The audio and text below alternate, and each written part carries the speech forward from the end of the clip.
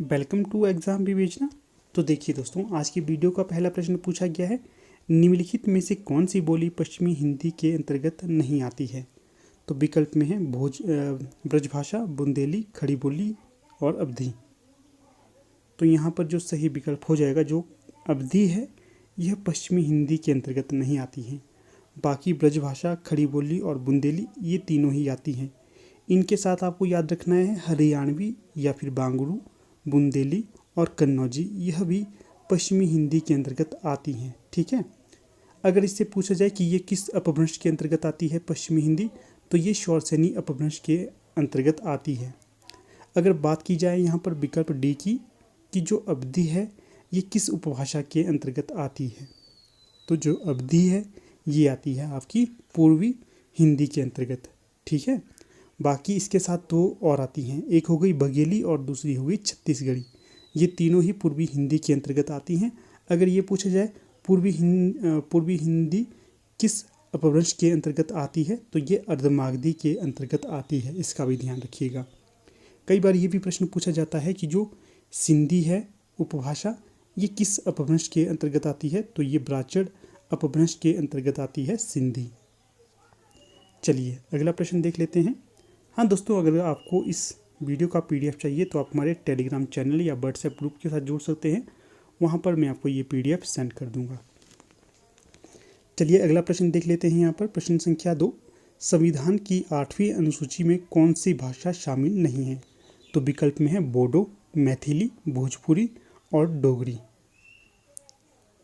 तो आप ही अपना उत्तर लगा सकते हो, जो आपको सही लगे।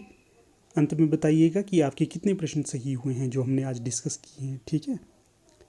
तो सही विकल्प हो जाएगा यहाँ पर जो भोजपुरी है, ये संविधान की 8वीं अनुसूची के अंतर्गत नहीं आती है।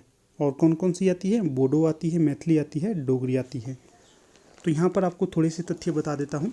संविधान की जो 8वीं अनुसूची है उसमें 22 भाषाओं को सम्मिलित किया गया है। ध्यान रखिएगा, प्रश्न बनता है कि जो संविधान की 8वीं अनुसूची है उसमें कुल कितनी भाषाएं हैं, तो उसमें कुल हैं 22 भाषाएं। अगर आरंभ की बात की जाए तो आरंभ में संविधान में कुल 14 भाषाएं सम्मिलित की गई थी। कितनी भाषाएं थी आरंभ में? आरंभ में 14 थी, परंतु 8वीं अनुसूची के अंतर्गत वर्तमान में 22 भाषाओं को सम्मिलित किया गया है। तो देखिएगा कौन कौन सी आरंभ में थी। असमिया, बंगाली, गुजराती, हिंदी, कन्नड़, कश्मीरी, मलयालम, मराठी, उड़िया, पंजाबी, तमिल, तेलुगु, संस्कृत और उर्दू। ठीक है। जब 21वां संविधान संशोधन किया गया था 1967 में, उस समय सिंधी को जोड़ा गया था। कब जोड़ा गया था? 21वां संविधान संशोधन के अंतर्गत 1967 में सिंधी को शामिल किया गया था। अगर ये प्रश्न पूछा जाए कोंकणी, मणिपुरी, नेपाली, इन्हें कब शामिल किया गया था, तो इन्हें 71वें संविधानिक संशोधन के अंतर्गत 1991 में सम्मिलित किया गया था। इसी प्रकार देखिएगा, अगर पूछा जाए बोडो, संथाली, मैथिली, डोगरी को कब सम्मिलित किया गया था, तो ये 2003 में इन्हें सम्मिलित किया गया था 92वें संवैधानिक संशोधन के द्वारा। ठीक है ना। इन तथ्यों को याद रखिएगा, बेहद ज़्यादा महत्वपूर्ण तथ्य आपको बता रहा हूँ। बहुत कम आपको ऐसे वीडियो मिलते हैं जहाँ पर आपको इतने तथ्य साझा किए जाते हैं। ठीक है। अगर आपको वीडियो अच्छी लगती है तो इसे लाइक, शेयर और चैनल को सब्सक्राइब अवश्य करते रहिएगा। ठीक है ना। चलिए अगला प्रश्न देख लेते हैं। अगला प्रश्न पूछा गया है यहाँ पर, बिहारी उपभाषा वर्ग के अंतर्गत कौन सी बोली नहीं होती है या फिर नहीं आती है। तो विकल्प में है भोजपुरी, बुंदेली, मगही या मैथिली। तो यहाँ पर जो सही विकल्प हो जाएगा बुंदेली। बिहारी उपभाषा वर्ग के अंतर्गत बुंदेली नहीं आएगी, बाकी भोजपुरी, मगही और मैथिली आएगी।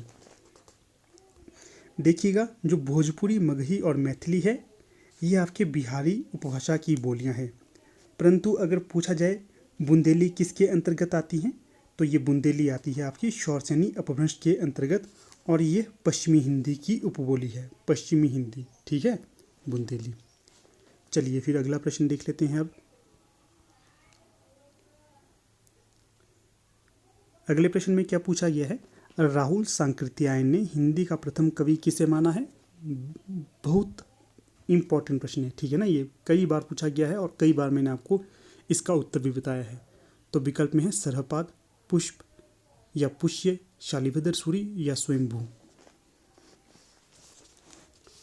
तो यहाँ पर जो सही विकल्प हो जाएगा जो सरहपाद या सरहप्पा है, तो इन्हें राहुल सांकृत्यायन के द्वारा हिंदी का प्रथम कवि माना गया है। इसी के साथ जो सर्वमान्य मत है कि हिंदी के प्रथम कवि के तौर पर सरहपाद ही जाने जाते हैं।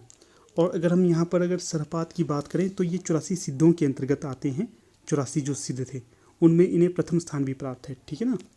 चलिए अगर हम यहाँ पर डिस्कस करते हैं कि किस विद्वान ने किसे हिंदी का प्रथम कवि माना है, तो देखिए अगर हम बात करें राहुल सांकृत्यायन या सर्वमान्य जो मत है तो उसमें माना गया है सरहपाद को।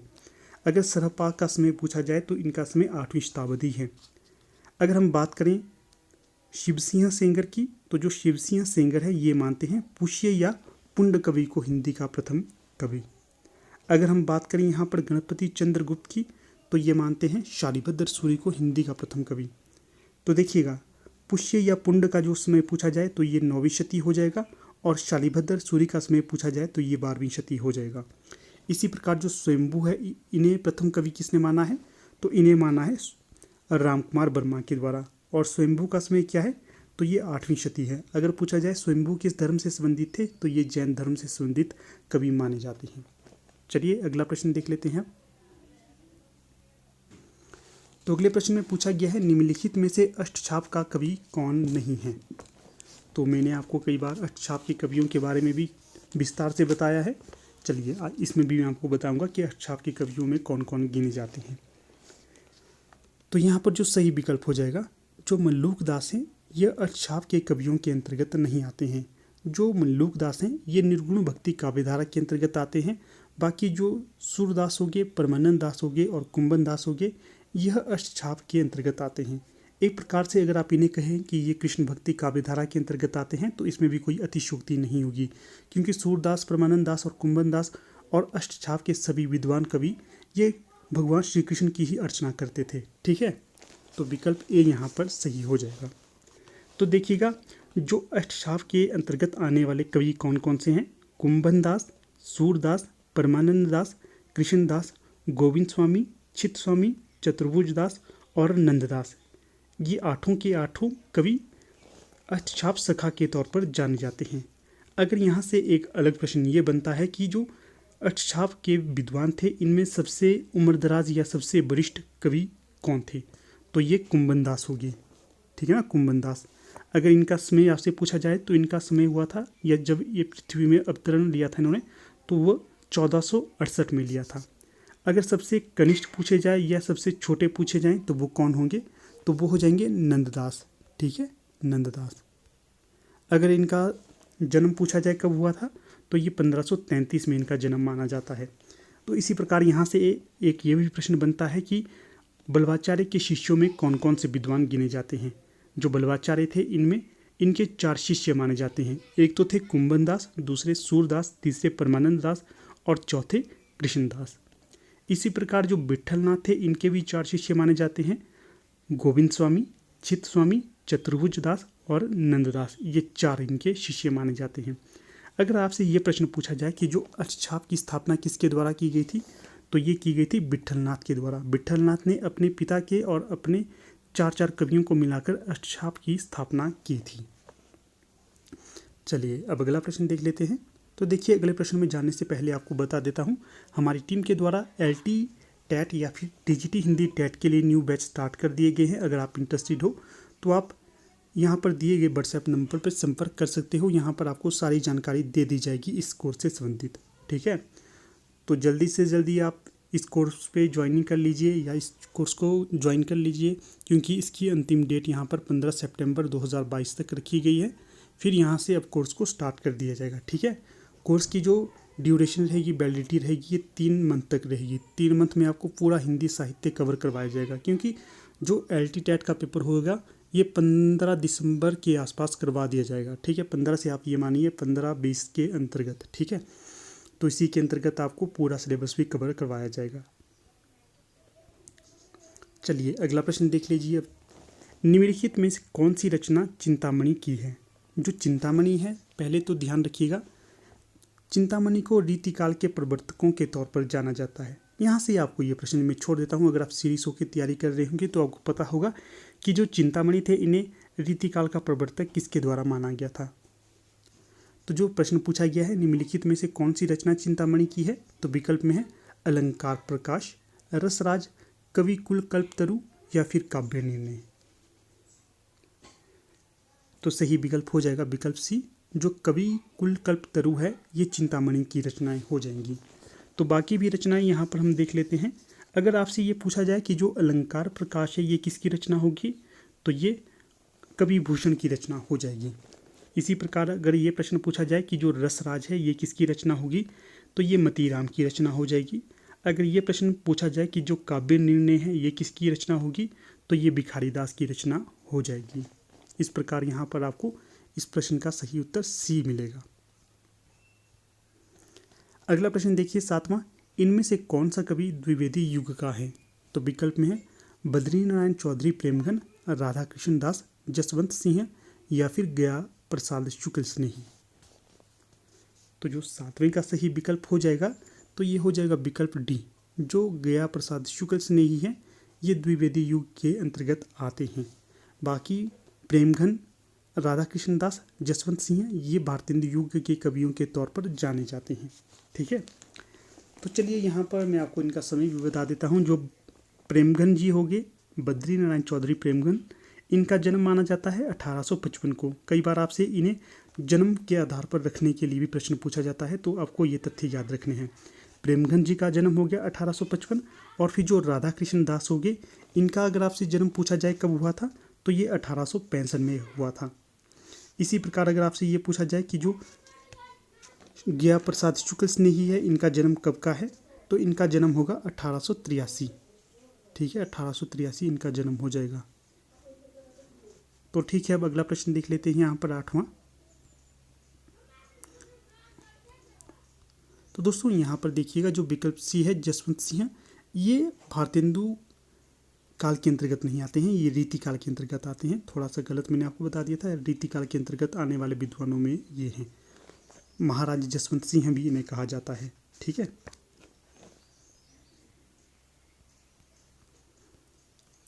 अगला प्रश्न देखिए 8वां, इनमें से कौन सा कवि प्रगतिवादी नहीं है, तो विकल्प में है केदारनाथ अग्रवाल, भवानी प्रसाद मिश्र, त्रिलोचन और शिव मंगल सिंह सुमन।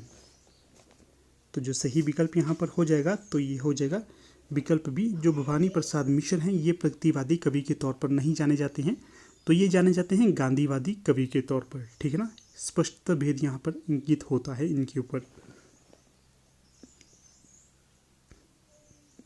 बाकी देखिएगा जो केदारनाथ अग्रवाल है, त्रिलोचन है, शिवमंगल सिंह सुमन है, तो ये तीनों ही प्रगतिवादी काव्यकार के तौर पर जाने जाते हैं।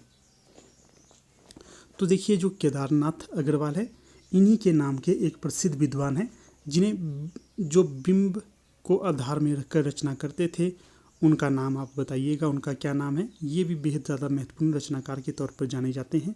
इनकी कविताएं प्रमुख थी बाघ, बनारस। तो ठीक है, इनका नाम बताइए आप कौन थे ये। थोड़े से तथ्य यहाँ पर आपको बता देता हूँ। यहाँ पर देखिएगा जो केदारनाथ अग्रवाल का समय आपसे पूछा जाए तो कब का था इनका समय, तो ये 1911 का इनका समय माना जाता है, जब इन्होंने जन्म लिया था। 1911 में इनका जन्म हुआ था। और त्रिलोचन का नाम, पूरा नाम अगर आपसे पूछा जाता है कि जो त्रिलोचन है इनका पूरा नाम क्या था, तो वासुदेव सिंह त्रिलोचन इनका पूरा नाम था, और इनका जन्म हुआ था 1917 में। अगर फिर शिवमंगल सिंह सुमन की बात की जाए तो इनका जन्म हुआ था 1915 में। अगर बात की जाए भवानी प्रसाद मिश्र की तो इनका जन्म हुआ था 1913 में। और यहाँ से एक प्रश्न आपको और छोड़ देता हूँ, आपने बताना है कि जो शिवमंगल भवानी प्रसाद मिश्र है ये किस सप्तक से जुड़े हुए थे। किसी एक सप्तक से ये जुड़े हुए हैं तो वो भी आपने प्रश्न मुझे बताना है। तो इस प्रकार यहाँ पर आपके 3 प्रश्न हो जाते हैं। ठीक है, सभी प्रश्नों के उत्तर आप अवश्य दीजिएगा, तब पता चलता है कि आप कितने सुदृढ़ होकर तैयारी कर रहे हैं। अगला प्रश्न देखिएगा यहाँ पर 9वां, पहले मैं सन्नाटा बूंदता हूँ, ये किसकी पंक्ति है, या फिर आप रचना कहिए, रचना किसकी होगी ये, अज्ञे, नागार्जुन, रामकुमार वर्मा या शमशेर बहादुर सिंह। तो सही विकल्प हो जाएगा यहाँ पर अज्ञे। जो अज्ञे है, अज्ञे की ये पंक्ति हो जाएगी। कई बार आपसे ये भी प्रश्न बनता है कि जो अज्ञे का पूरा नाम क्या है, तो इनका पूरा नाम है सच्चिदानंद हीरानंद वात्स्यायन अज्ञेय। कई बार अब इंटरव्यू में अगर जाते हैं, फिलहाल अब तो इंटरव्यू ख़त्म ही कर दिए गए हैं, अब इंटरव्यू नहीं पूछे जाते हैं। जैसे कई बार हम असिस्टेंट प्रोफेसर के इंटरव्यू के लिए जाते हैं तो कई बार हमसे ये प्रश्न पूछा जाता है कि जो अज्ञेय है तो अज्ञेय का पूरा नाम क्या है। अगर निराला के बारे में कभी कह दें कि आपको निराला अच्छे कवि लगते हैं तो ये भी तो निराला के बारे में पूछा जाता है कि इनकी प्रवृत्ति किस प्रकार की थी, क्या ये घुमक्कड़ थे या नहीं थे, क्या इन्हें छायावाद के 4 स्तंभों में माना जाता है क्या नहीं। इस प्रकार के कई बार प्रश्न पूछे जाते हैं इंटरव्यू में। और जो नागार्जुन है इन्हें घुमक्कड़ प्रवृत्ति के अनुसार ढलने वाले कवि। अगला प्रश्न देखिएगा यहाँ पर 10 क्या पूछा गया है, निम्नलिखित में से कौन सी रचना सर्वेश्वर दयाल सक्सेना की नहीं होगी। विकल्प में है काठ की घंटियाँ, कुआनो नदी, आत्महत्या के विरुद्ध लिपटा जा रजाई में। तो जो 10वें का सही विकल्प यहाँ पर हो जाएगा कि जो विकल्प सी है आत्महत्या के विरुद्ध, यह इनकी रचना नहीं होगी, बाकी तीनों ही इनकी रचनाएं हैं। तो अगर ये प्रश्न पूछा जाए कि जो आत्महत्या के विरुद्ध है ये किसकी रचना हो जाएगी, तो ये हो जाएगी रघुवीर सहाय की रचना है। ठीक है, रघुवीर सहाय की रचना हो जाएगी। बाकी देखिए जो सर्वेश्वर दयाल सक्सेना है इनकी प्रमुख रचनाएं हम देख लेते हैं। काठ की घंटियाँ, बांस का पुल, एक सूनी नाव, गर्म हवाएं, कुआनो नदी, जंगल का दर्द, खूंटियों पर टंगे लोग, काफ़ी हाउस में एक मेलोड्रामा, अहम से मेरे बड़ी हो तुम, विगत प्यार, लिपटा जा रजाई में, मैंने कब कहा। ये इनकी कुछ प्रमुख रचनाएं हैं, इनका भी ध्यान रखना है आपने। कई बार सीधे सीधे रचनाएं पूछी जाती हैं कि किसकी हैं किसकी नहीं हैं। अगला प्रश्न है 11, इंदु पत्रिका के संपादक का नाम बताइए। तो विकल्प में है अंबिका प्रसाद गुप्त, जगदीश गुप्त, चंद्रधर शर्मा गुलेरी, काशी प्रसाद जायसवाल। तो सही विकल्प हो जाएगा विकल्प ए, अंबिका प्रसाद गुप्त की पत्रिका हो जाएगी इंदु। तो यहाँ से मैं आपको 2-4 तथ्य बता देता हूँ। देखिए जो इंदु पत्रिका है इसके संपादक तो होगी अंबिका प्रसाद गुप्त, ठीक है ना। अगर ये पूछा जाए इसका प्रकाशन वर्ष कब का है तो 1909 का इसका प्रकाशन वर्ष माना जाता है। अगर आपसे ये प्रश्न पूछा जाए ये कैसी पत्रिका है तो ये मासिक पत्रिका है, ठीक है। अगला अगर आपसे ये तथ्य पूछा जाए कि इसका प्रकाशन वर्ष कहाँ से होता था तो ये काशी से होता था। अगर ये प्रश्न पूछा जाए कैसी पत्रिका है तो ये मासिक पत्रिका है, ठीक है। तो यहाँ से आपकी इंदु पत्रिका के संबंध में जो भी डाउट थे वो क्लियर हो जाएंगे। इसी प्रकार देखिएगा अगर जगदीश गुप्त के बारे में पूछा जाए इन्होंने किस पत्रिका का संपादन किया था तो इन्होंने किया था नई कविता नामक पत्रिका का संपादन। अगर गुलेरी जी के संबंध में पूछा जाए इन्होंने किस पत्रिका का संपादन किया था तो ये इन्होंने किया था समालोचक पत्रिका का संपादन। तो ये इन्होंने जयपुर से किया था, राजस्थान से। अगर ये पूछा जाए काशी प्रसाद जायसवाल की कौन सी पत्रिका थी तो ये पाटलिपुत्र थी। और ये कहाँ से की थी संपादित तो ये पटना से की थी। और जो जगदीश गुप्त थे इन्होंने नई कविता कहाँ से प्रकाशित करवाई थी तो ये करवाई थी इन्होंने इलाहाबाद से। तो इन तथ्यों को भी ध्यान से याद रखना है। तो देखिए अगला प्रश्न आ गया 12, पूछा गया है रस गंगाधर किसका ग्रंथ है। तो ये काव्य शास्त्र का पोर्शन आ जाता है यहाँ पर। तो विकल्प में है ममट, पंडित राज जगन्नाथ, विश्वनाथ या फिर क्षेमेंद्र। तो यहाँ पर सही विकल्प हो जाएगा विकल्प बी, जो रस गंगाधर रचना है ये पंडित राज जगन्नाथ की हो जाएगी, ठीक है। बाकी देखिए ममट और विश्वनाथ और क्षेमेंद्र की ओर हम जाते हैं। अब अगर ये प्रश्न पूछा जाता है औचित्य सिद्धांत के प्रवर्तक कौन थे तो ये प्रश्न आपके लिए चौथा हो गया। ये बताना है आपने औचित्य संप्रदाय किसके द्वारा प्रतिपादित किया गया था। तो चलिए अगर पूछा जाए आपसे कि जो ममट है इनकी रचना कौन सी है तो काव्य प्रकाश इनकी रचना हो जाएगी। क्षेमेंद्र की रचना पूछी जाए तो ये कवि कंठाभरण हो जाएगी। और विश्वनाथ की रचना पूछी जाए तो ये हो जाएगी साहित्य दर्पण। तो यहाँ पर आपसे ये स्पष्ट कर दिया मैंने कि किस किस की रचना कौन कौन सी होगी।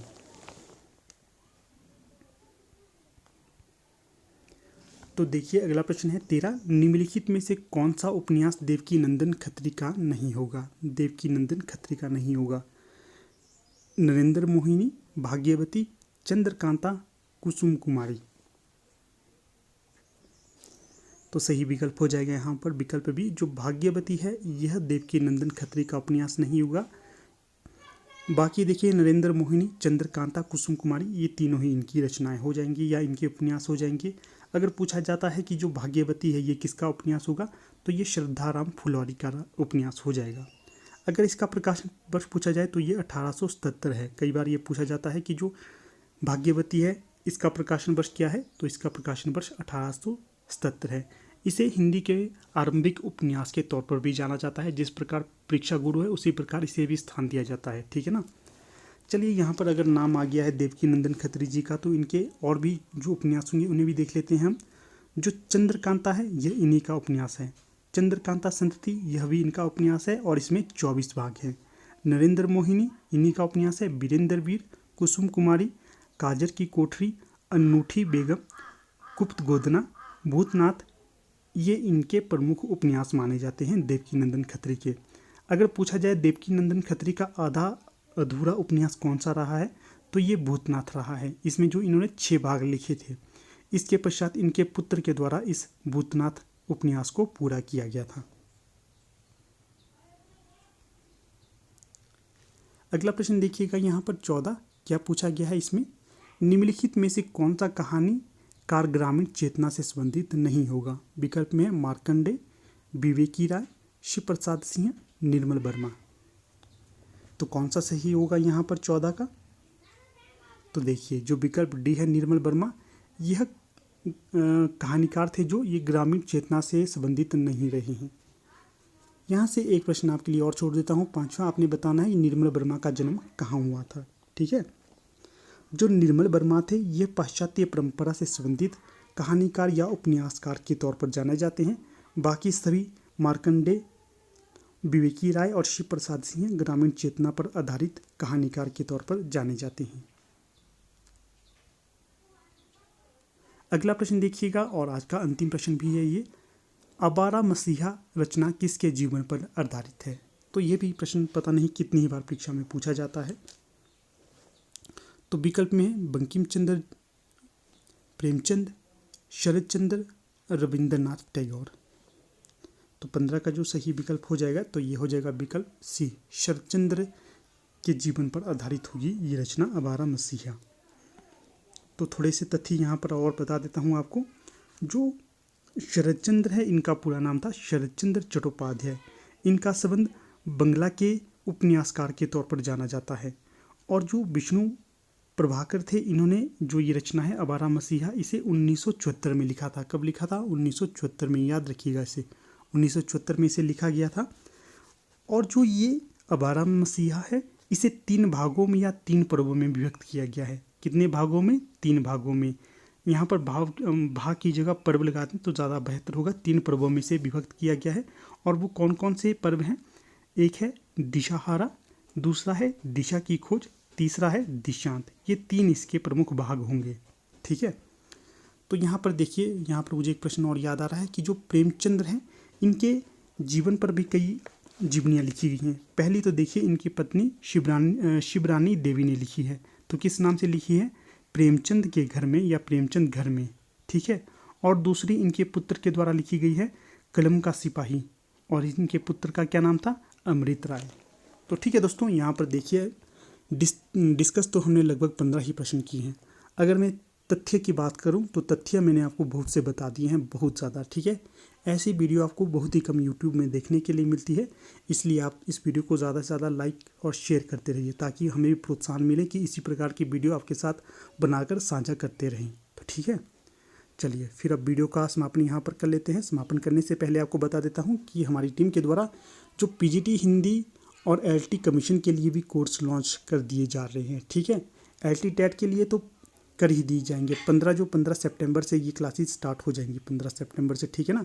ध्यान रखना है, आपने जो भी इंटरेस्टेड हो तो जल्द से जल्द यहाँ पर आपने एनरोल हो जाना है, ठीक है।